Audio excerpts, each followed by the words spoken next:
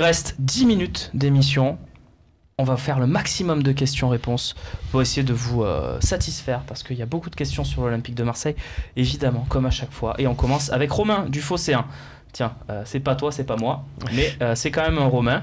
Que pensez-vous de la conférence de Bielsa ? Pathétique ? Oui, mais qui ? J'ai pas compris la fin. Bah, est-ce que c'est les journalistes qui ont été pathétiques, qui est pathétique pense, ou est-ce que c'est dans cette Bielsa conférence de presse ? Qui l'a vu déjà ? Qui en a vu j'ai regardé. Tu as regardé, Babou, non ? J'ai entendu les extraits. Ouais. T'as entendu les extraits ? D'accord, donc on peut en parler. En tout cas, ceux qui l'ont vu et ceux qui ont entendu. Tiens, Romain, on a connu Bielsa, nous, à Marseille. Ouais. Qu'est-ce que t'as pensé de cette conf ? Je sais pas. Je trouve que il y a du bon dans ce qu'il dit. Enfin, il y a des choses sur lesquelles je suis totalement d'accord avec lui.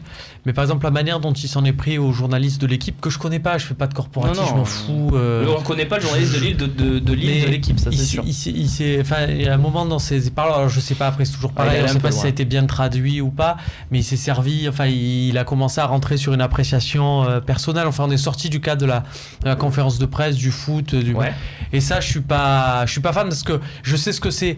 J'en fais des conférences de presse quand tu es du bon côté, entre guillemets, c'est le côté de Bielsa. Parce que le journaliste, il va pas pouvoir répondre à armes égales, derrière sa parole sera coupée. Ce qui compte, ce qu'on retiendra, c'est Bielsa, les caméras sont sur Bielsa. Donc je crois que c'était très facile pour lui de s'en prendre. Il a envie de s'expliquer avec lui, ils vont sur le bas-côté, ils discutent tous les deux, et puis voilà. Donc là, voilà, ça, j'étais pas fan. Tiens, Mathias, qu'est-ce que tu penses de ça ? Je pense qu'il a fait du Bielsa, c'est-à-dire qu'il était comme ça à Marseille aussi. Je me souviens d'une de ses premières conférences de presse à Marseille, au bout de quelques journées, où il défonce la brune sur le recrutement. Alors je peux même te donner la date pour te dire à quel point ça m'a marqué, c'est le 4 septembre. Ouais. Et voilà, je pense que là où il a fait une erreur, c'est de s'en prendre aux journalistes, parce que forcément à un moment les journalistes ils vont reprendre le truc, ils vont le monter en épingle et ça va pas forcément lui. Les journalistes c'est rien, enfin les journalistes ils sont là pour être le relais des gens. Les journalistes c'est de l'eau quoi. Voilà, ils se sont sentis agressés, je pense, parce que la phrase qu'il dit en plus, c'est votre compagnie, ou je sais pas très bien comment c'est traduit. Non, mais il s'en prend c'était un peu violent quand même face au mec qui était devant lui. Pour défendre un peu Marcelo Bielsa, ce qui ne m'arrive pas souvent dans les talks, évidemment, je rappelle quand même la une de l'équipe du début de saison. Ça commence mal, Bielsa, alors qu'il était à l'enterrement de sa mère. Bon. C'était pas joli non plus, donc on peut comprendre qu'il y a une rancœur aussi. Bien sûr, mais à ce moment-là, tu t'expliques directement. Enfin voilà, tu n'es pas obligé de après rentrer là-dedans. Fauzi, qu'est-ce qu'il en a pensé pour finir sur cette question ? Ce que je dis sur Marcelo Bielsa, moi je suis parti pris, donc je vais pas m'en prendre aux journalistes. Ils l'ont défoncé quand il était à Marseille, à la fin. J'en veux pas aux journalistes, il a raison, on va pas faire de corporatisme. Il y a du corporatisme en France, notamment des journalistes nationaux qui font du corporatisme anti-Bielsa, mais ils font pas autant envers les entraîneurs français, donc qui vont tout le temps se plaindre au prud'homme. Bielsa n'y va pas. Moi, je veux bien qu'on défonce Bielsa, qu'on s'en prenne à lui. C'est pas la question. Non, je sais que c'est pas la question, mais il y a des journalistes qui se complaisent là-dedans, avec des entraîneurs français qui les envoient au casse-pipe, c'est des amis, ils sont amis. Le corporatisme, il fonctionne. Je dis pas que tous les journalistes sont comme ça. Il y a des journalistes honnêtes, droits, qui sont vous, par exemple. Et je suis sincère, c'est pas. C'est gentil, et par contre, prendre position sur Bielsa, moi, je suis un. Ouais, t'as pas envie de prendre position. Je suis un bielsiste à fond, donc c'est honnête. Je suis très mal placé. On enchaîne avec Pixi Stojkovic. Combien coûterait un licenciement de Garcia pour que tout le monde comprenne que c'est impossible? Très bonne question de Pixi Stojkovic. Ça a été calculé, en interne. Alors je dis pas ça a été calculé, attention, je dis pas ça a été calculé là froidement après la défaite. Héros il a pris sa calculatrice, il a dit bon bah lui c'est temps, lui c'est temps, lui c'est temps. Très bien comment ça. Mais je veux dire, c'est là aussi quand on parle de l'Olympique de Marseille, du professionnalisme du club aussi, c'est qu'à partir du moment où ils ont engagé Garcia, son staff et compagnie, ils se sont dit c'est un peu comme chez le notaire. Ils savent qu'il y a un moment donné il y a des chances que ça se passe mal, c'est le football et donc du coup ils savent très bien voilà. Donc non, le prix, ils le savent, ils se disent pas, c'est pas forcément impossible. Voilà, pour répondre à la question de. Donc toi, tu penses que ça n'est pas impossible. Ouais. Très bien. Financièrement, en tout cas. Voilà. Très bien. Je pense que ça répond clairement à la question, mais ça coûte cher. Voilà, pour répondre aussi. Évidemment que ça va coûter cher parce qu'il y a aussi tout le staff qui va avec, évidemment, puisque. Tiens, voilà. Bon, on va rester sur la question de Nico Mskas. Fauzi, si tu avais le choix à Niort entre Doria, Sarr ou Campos, tu prendrais qui et pourquoi? Très bonne question. Campos, c'est un autre. Non, question sérieuse. Fauzi. Nico, franchement, je cherche un stopper gauche, donc Doria. Mais tu le prends? Si l'OM vient et te dit on te prête Doria parce qu'il faut qu'il joue une saison. Ah ouais, en Ligue 2 quand même. Ouais. Bah, en Ligue 2, matin, midi et soir quand même. Pour toi, il est pas si catastrophique que ça? Ah ben non, en Ligue 2, il y a des défenseurs, ils sont moins bons que lui. Il y en a beaucoup qui sont moins bons que lui. Ah, pour toi, il a quand même des. Moi aussi, je trouve, mais il a des qualités, Doria, quand même. Bien sûr qu'il a des Pour qualités. la Ligue 2, oui. Après, il a pas eu un prix. Même en Ligue 1, Thomas, d'Angers, il y a des défenseurs que je pense comme ça, ils sont pas meilleurs que Doria. Bon, après, on parle pour l'Olympique de Marseille, parce que l'Olympique de Marseille, c'est un club à part, et c'est un grand club. C'est d'ailleurs le relais que je voulais faire.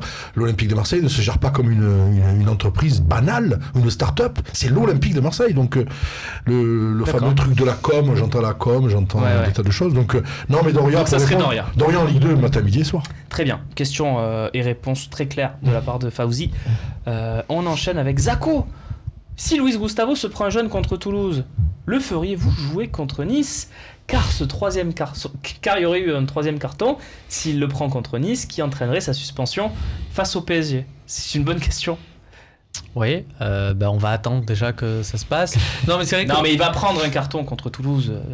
Justement, voilà. La question nous amène à nous dire, on va regarder le match d'un œil attentif en se disant, est-ce qu'il y pense? Ça serait bien qu'il ne le prenne pas. Est-ce que c'est dans sa tête, à votre avis, ça déjà aujourd'hui à Gustavo, que s'il prend un jaune contre Toulouse, il sera en danger, pourrait rater le match contre Paris? Je sais pas. Excuse-moi, moi je veux savoir. S'il prend un contre Toulouse, ça fait 2. Ouais. S'il le prend contre Nice, ça fait 3, c'est ça? Qui dit, est-ce que vous allez le faire jouer contre Nice? Oui, de toute façon, tu le fais jouer quoi qu'il arrive. Tu le fais jouer. Je pense qu'on peut pas se permettre de pas faire jouer un joueur. Surtout que, est-ce qu'on peut pas considérer que le match contre Paris, quoi qu'il arrive, voilà, alors que Nice c'est jouable. Ouais, c'est pas bête, Mathias. Évidemment. Pas c'est perdu. Il faut y aller, quoi. Il faut tenter sa chance. Après, c'est des échéances. Enfin, tu vas pas commencer à calculer. Enfin, je pense que Rudy Garcia, dans la situation qu'est la sienne, il regarde le match suivant, il va essayer de le gagner et de. Paris, c'est dans un mois et un jour. Tiens, me dit-on dans l'oreillette. On enchaîne. Encore une question. Tu veux un décompte? Tu veux un petit truc? Non, ça sera très bien. On enchaîne avec Trait d'Union sur Twitter qui nous pose une question avec le hashtag LiveTalk. Rudy Garcia avait annoncé une conf OM de zombies sur le mercato à son retour. C'est pour quand? Effectivement, il l'avait dit. C'était avant le match contre Rennes, si je ne dis pas de bêtises. C'était pour un peu se défausser sur une question mercato. Voilà, on va être précis. Il n'a jamais été vraiment question d'une conférence de presse de Zubizarreta. Je ne sais pas d'où est venue l'idée à Rudy Garcia de dire ça à ce moment-là. En tout cas, moi, c'est ma perception des choses. J'étais à cette conf où il l'a annoncé. J'étais sûr qu'il n'y aurait pas de conférence de presse de Zubizarreta, même quand il l'a dit, il y aura une conférence de presse de Zubizarreta. J'ai envie de te dire, j'étais pas là à ce moment-là, mais j'ai une pensée pour le service communication du club qui a dû avoir des... d'un coup, de quoi il parle D'accord. Mais de quoi il parle? Qu'est-ce qu'il y a? Ça a dû être rock'n'roll. Zoubi est parti en vacances après le mercato en plus, me dit-on dans l'oreillette, évidemment. Voilà. Mais est-ce que ça dit pas quelque chose sur l'ambiance, s'il a vraiment fait ça entre les gars, quoi?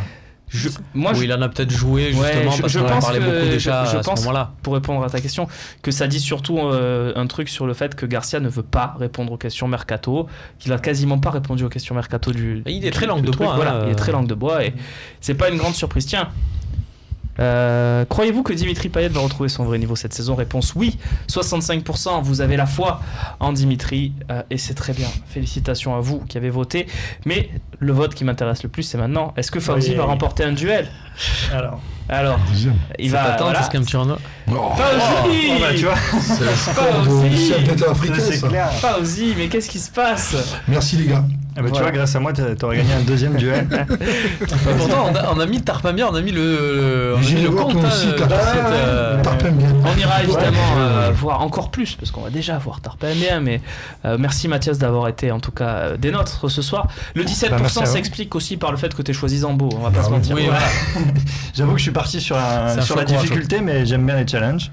Merci, tu reviendras peut-être nous voir dans la saison? Avec grand plaisir, merci les gars, merci beaucoup pour l'invitation. Et puis je donne rendez-vous à tous les internautes samedi pour le match, parce que voilà, on commente les matchs. Dimanche soir. Vous pouvez commencer samedi, ça fait un gros avant-match quand même. Mais... On commente les matchs en direct en fait, on réunit une bande de copains et puis on commente les matchs.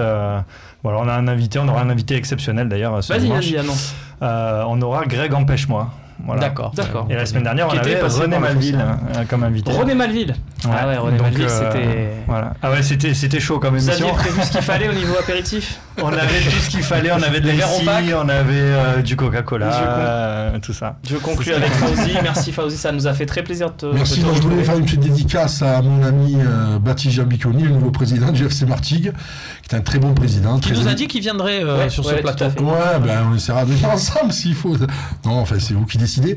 Je l'embrasse et j'espère que Martigues retrouvera ses lettres de noblesse. On l'espère tous parce qu'on aime tous le FC Martigues. Début un peu en National 2, début difficile, mais bon, un recrutement massif, donc c'est difficile.